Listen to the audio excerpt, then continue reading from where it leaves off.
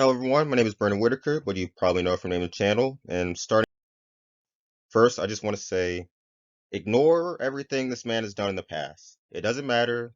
I don't care. I don't care how funny, bad it is. There is only one problem with Neil Breen. One single problem, and that's it when it comes to his filmmaking. And that is every single film he's ever made is just Starman. And now I know what you're thinking. Brendan, that's hyperbole. Not all of them can just be from Starman. Yes, they are.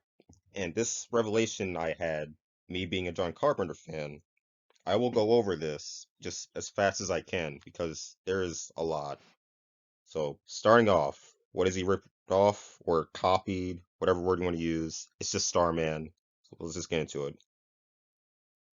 First and foremost, the space rock. It's been done more than once by him. He definitely got it from Starman. It's this orb thing that he uses. I'm sorry, it's a space rock he uses that has magical powers. It's not exactly explained. He uses it in Double Down and Fateful Findings, and it just gives him these amazing powers. Just like Starman, where he has these orbs that give him these different abilities. It is directly copied from that. And you may be asking, well, what does this have to do with the films? Well, they not really connected to anything. In Double Down, The Rock is just there to be there. It has no connection to anything. Same thing with Fateful Findings. Nothing. It's just a thing he likes. He has to have a magic rock because it lets him do stuff, just like in Starman. But in Starman, of course, it's an alien. He has them for a reason because they're like his gadgets. It's almost exactly the same how they're used. The next thing being the setting. Now, Neil Breen does live in Las Vegas, Nevada, so I will admit that. However, he could film anywhere that isn't the desert, because, of course, it's harder to film in the desert than it is just anywhere else. And of course, he has green screens, so he doesn't necessarily have to do this. And God, if you know Neil Breen, you know he loves those green screens. So yeah, he most likely did this because of that amazing crater setting at the ending of Starman that we all remember if we watched it. And yeah, you can definitely see the parallels. There are a lot, so you have to, because this is where he's getting it from. It has to be. It's not just a coincidence. It's all just from one single source. The next thing is that he is an alien. Every single film he's in, okay, I guess almost every single film he's in, he is this sort of alien from outer space with these magical powers, just like in Starman. He acts like Jeff Bridges, and he even talks like this, just like Jeff Bridges in Starman. It's just the same thing, like completely. This is not hyperbole. I'm not trying to gas this up. It really is. If you look at both of them, I'm sorry, if you look at all of them, it's more than one Neil Breen thing. If you look at Starman and all five to six Neil Breen films, you'd see that, yes, they are all the same. It's this alien from outer space who is superior to everyone because Neil Breen can't be that. He can't not be that for some reason. He just has to because, of course, he wrote himself into it, and he has to be all. I guess not all knowing. No, I'm sorry. He is all knowing. Starman isn't all knowing, but he is because he doesn't know what else to do with it. And the next thing is that Neil Breen just he really likes being naked for some reason. And when I mean by for some reason, it's just because again, Starman did it. Like I'm not trying to be mean or anything, but I wholeheartedly believe that Neil Breen thinks that he is the sort of muscular dude in his head, and that's how he can do this. He thinks he can pull off the Jeff Bridges look from 1984, and Well, it's he doesn't pull it off. It doesn't stop him because that's what he knows. That's what he knows from this singular thing he's just copying over and over and over and over and over again. From the mannerisms to how much clothes he wears to his speech pattern, it's all the same. And that's being the animals. Now, maybe reaching a little bit here, but it's still a parallel when it comes to it. Just like in the deer scene with Starman, Jeff Bridges being attached to this deer, Neil Breen in, let's say, it is Pass Through and Twisted Pair, he is attached to a bunch of animals, more so than regular humans, just like Starman. Like it's another parallel. Like I'm trying to push this as much as I can when I say this is just Starman again. Neil Breen has been copying Starman for about, oh boy, 16 years now, going on 17, and it doesn't seem to be stopping anytime soon. That's all he knows.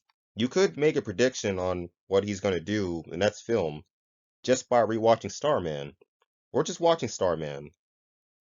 But don't worry, this isn't it. We have more. The next thing being the baby thing. Now, Neil Breen was in an interview saying that he had no idea what the baby heads meant. It was just left up to interpretation.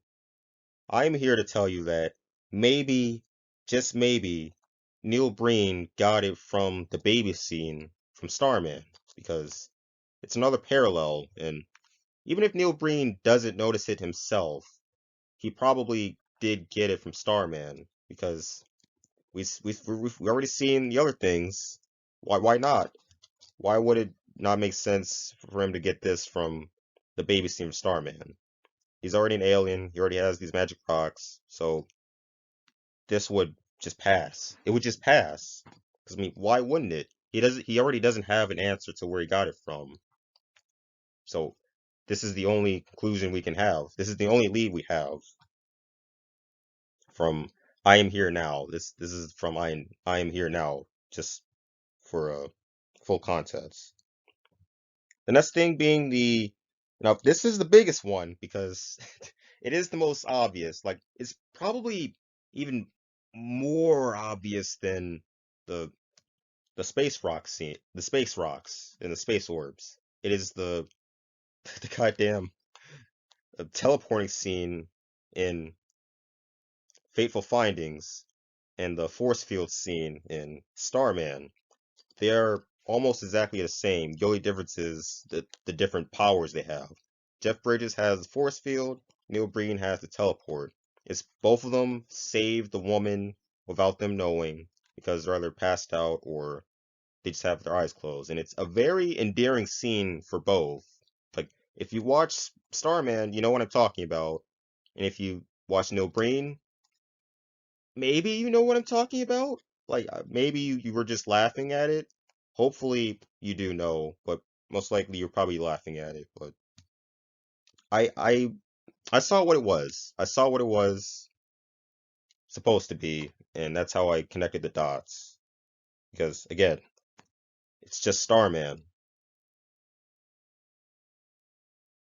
Now, Neil Breen is when this came out in 1984, Neil Breen must have been, say, 26 years old.